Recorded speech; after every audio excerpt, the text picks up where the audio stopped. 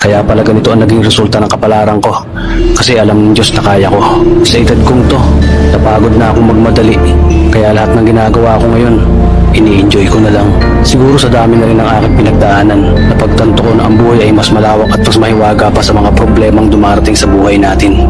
Tumatanda na tayo, baka sa kakahabol natin sa masagana at maayos na buhay, ay hindi na natin na-enjoy ang buhay. Baka nabubuhay na lang tayo dahil nape-pressure tayo sa sasabihin ng ibang tao.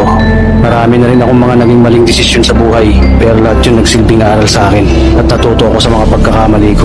May mga taong sobra nating mamahalin at bibigyan ng halaga, pero ibabalik lang sa atin ay kabiguan at matinding trauma.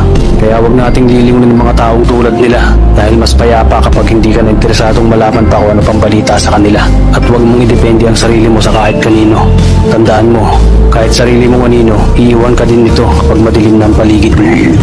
Kailangan natin matutunan na wag ikumpara ang sarili natin sa iba dahil hindi natin laban ang laban nila. Karera mo to, hindi nila karera. Dahil ang buhay ay hindi naman nasusukat sa kung sino ang mayaman, kundi kung sino ang payapa.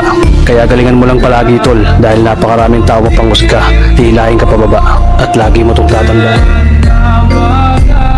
Beats, beat it.